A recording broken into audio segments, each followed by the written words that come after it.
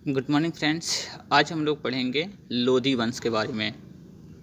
देखिए, लोधी वंश में का शासन कब से चला, उसके शासक कौन थे, उसका संस्थापक कौन था, उसने कौन कौन से कार्य किए और उनका वंशज कहाँ से कहाँ तक चला, कितने ईस्वी से कहाँ तक चला, इसके बारे में सबके बारे में क्या करेंगे आज हम लोग पढ़ेंगे।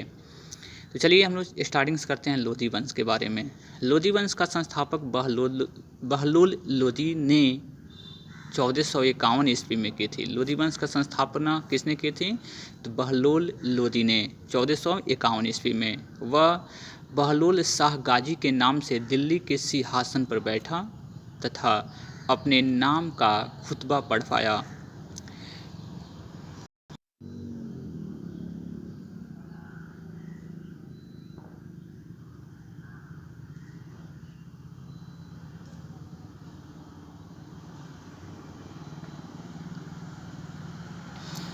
न्यायप्रिय शासक था।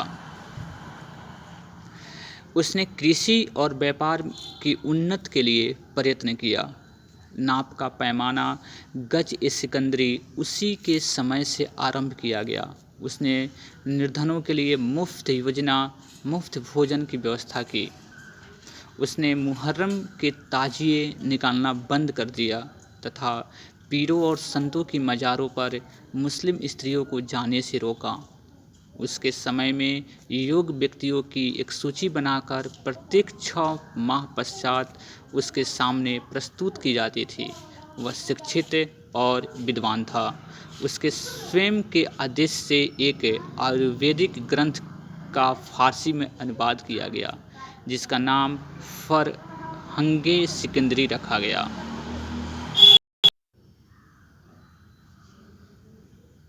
उसके समय में गायन विद्या की एक श्रेष्ठ ग्रंथ लज़्ज़त ए सिकंदर शाही की रचना हुई।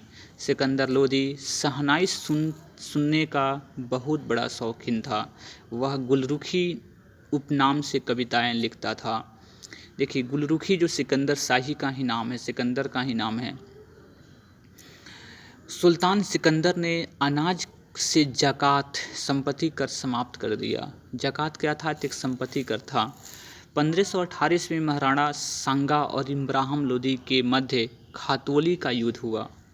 खातोली का युद्ध किसके बीच में हुआ था? महाराणा सांगा और इब्राहिम लोदी के बीच में। यह युद्ध में इब्राहिम लोदी पराजित हुआ। पानीपत का प्रथम युद्ध 21 अप्रैल 1526 को बाबर और इब्राहिम लोदी के मध्य हुआ था। बाबर के योग्य सेनापतित्व, श्रेष्ठ युद्ध नीति और तोपखाने के कारण इब्राहिम की पराजय हुई और युद्ध स्थल में मारा गया। फरिश्ता के अनुसार वह मृत्यु पर्यंत लड़ा और एक सैनिक की भांति मारा गया। नियामतुल्ला के अनुसार सुल्तान इब्राहिम के अतिरिक्त भारत में कोई सुल्तान युद्ध स्थल में नहीं मारा गया। अब आते हैं बाबू इस पे क्वेश्चंस पे देखते हैं हम लोग। क्वेश्चंस है आपको लोधी वंश के कुछ क्वेश्चंस हैं जो पीसीएस एग्ज़ाम में दिए गए हैं, उसके बारे में हम लोग थोड़ा जानकारी लेते हैं। उसके बाद निम्नलिखित सल्तनत शासकों में से कौन अफ़गान मूल के थे? तो खिलजी, तुगलक, सैयद और लोधी। देखिए, सल्तनतों में अफ़गान मूल के आपको लोधी थे, यानी कि लोधी कहाँ के? अफ़गान का रहने वाला था। दिल्ली सल्तनत में लोधी वंश के शासक अफ़गान मूल के थे। लोधी वंश की स्थापना बहलोल लोधी ने 1451 ईस्वी में किया था। इस वंश का शासनकाल 1451 से 1526 ईस्वी तक चला। अंतिम लोधी शासक इब्राहिम लोधी था, जिसको 1526 ईस्वी में पानीपत में युद्ध में पराजित करके बाबर ने मुग़ल वंश की स्थापना किया। यानी कि 1526 ईस्वी से मुग़ल वंश की स्थापना हुई। ठीक है। और दिल्ली की दूसरी क्वेश्चन है कि दिल्ली की राजगद्दी पर अफ़गान शासकों के शासन का निम्नलिखित में से कौन सा एक सही काल अनुक्रम है? तो देखिए, ऑप्शन नंबर जो सी बहलोल लोदी खां बहलोल खां लोदी, सिकंदर शाह और इब्राहिम लोदी। पहले बहलोल लोदी ने ही लोदी वंश की स्थापना की, उसके बाद सिकंदर शाह आया और उसके बाद बाबू इब्राहिम लोदी आया। इसलिए ऑप्शन नंबर सी क्लियर हो गया। उपयुक्त अफगान शासकों का दिल्ली की राजगद्दी पर बैठने का सही काल अनुक्रम है बहलोल लोदी 1451 से 1489 तक, फिर सिकंदर लोदी आया 1489 से 1517 ईस्वी तक और 1517 से लेकर 1526 ईस्वी तक इब्राहिम लोदी। यह स्पष्ट होता है कि ऑप्शन नंबर सी क्या हो जाएगा, बिल्कुल सही हो जाएगा। यानी कि देखिए बहलोल लोदी, सिकंदर लोदी और इब्राहिम लोदी, तीन आपको लोदी वंश के महत्वपूर्ण शासक हुए, इसलिए इसके थोड़ा सा मिलान बिल्कुल क्लियर कर लीजिएगा। उसके बाद आते हैं बाबू, ये दिए गए मानचित्र किस लोदी वंश सुल्तान के संबंधित है। मानचित्र में ए से चिन्हित स्थान किस नगर को निरूपित करता है। तो देखिए इसमें ए आपके पास है यहाँ पे बीच में, जो नेपाल वाली एरिया पे है, तो यह आपको बहलोल लोदी जौनपुर का, बहलोल लोदी किसका, जौनपुर का इंडिकेटिंग करता है। आइए, दिए गए मानचित्र बहलोल लोदी का साम्राज्य इंकित करता है और ए से जौनपुर नगर चिन्हित है। जौनपुर को भारत का सिराज कहा जाता है, भारत का सिराज कहा जाता है। ये भी क्वेश्चन से इम्पॉर्टेंट है कि भारत का सिराज किसे कहा जाता है, तो बहलोल लोदी, बहलोल आपको जौनपुर को, जौनपुर शहर को। राणा संगा ने इब्राहिम लोदी को किस युद्ध में परास्त किया था। तो राणा संगा ने इब्राहिम लोदी को खातौली के युद्ध में आपको परास्त किया था। तो 1518 ईस्वी में महाराणा संगा ने इब्राहिम लोदी को खातौली के युद्ध में, खातौली का युद्ध हुआ और इस युद्ध में इब्राहिम लोदी पराजित हुआ। 5वां नंबर क्वेश्चन है कि निम्न में से किस सुल्तान ने एक नगर बसाया, अब आगरा है वह। आगरा को बसाने वाला कौन था, तो Sikandar Lodi. Option number D सही होगा। 1504 ईस्वी में सिकंदर लोदी ने राजस्थान के शासकों पर नियंत्रण के ध्येय से यमुना नदी के किनारे आगरा नामक नवीन नगर बसाया और इसे अपनी राजधानी बनाया। अपने कृषि और व्यापार के उन्नति के लिए प्रयत्न किया। नाप का जो पैमाना गजे सिकंदरी उसी के समय से आरंभ किया गया और वह गुलरुखी नाम से, उपनाम से आपको कविताएं लिखता था। यानी कि सिकंदर लोदी जो था वह गुलरुखी के नाम से आपको एक कविताएं भी हमेशा लिखा करता था। तो किस मध्य युगीन सुल्तान को आगरा शहर के नींव डालने और उसे सल्तनत की राजधानी बनाने का श्रेय जाता है। तो अभी आपको ऊपर की आपको डिस्क्रिप्शन से पता चल जाएगा कि इसमें कौन था, सिकंदर लोदी था। उसके बाद है आगरा शहर की स्थापना किस शासक ने की थी। तो बिल्कुल सिकंदर लोदी हो जाएगा, बिल्कुल क्लियर हो जाएगा। अब आते हैं बाबू 8वां नंबर क्वेश्चन में, किसने गुलरुखी उपनाम से अपनी कविताओं की रचना की।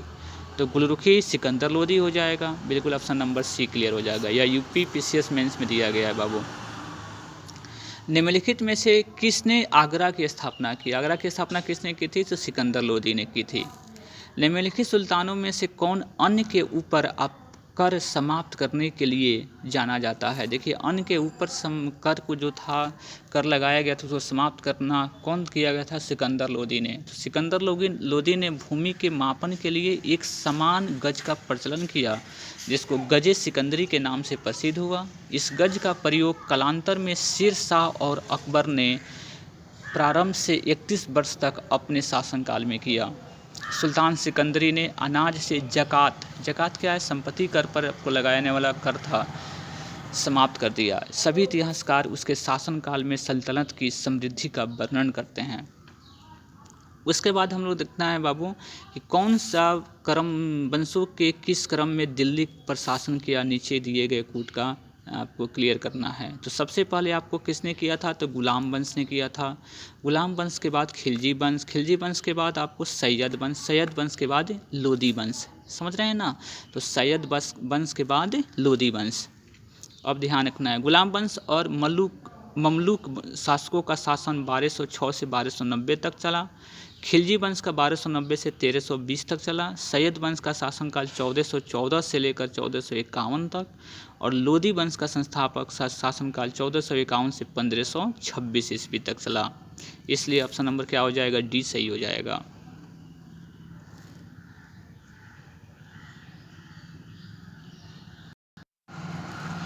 और एक लास्ट क्वेश्चन है बाबू कि इसमें कौन गुलाम वंश का नहीं था। गुलाम वंश का कौन नहीं था? तो बलबन, कुतुबुद्दीन ऐबक, इल्तुतमिश और इब्राहिम लोदी। देखिए इब्राहिम लोदी आपको गुलाम वंश का नहीं था, लोदी वंश का शासक था इब्राहिम लोदी।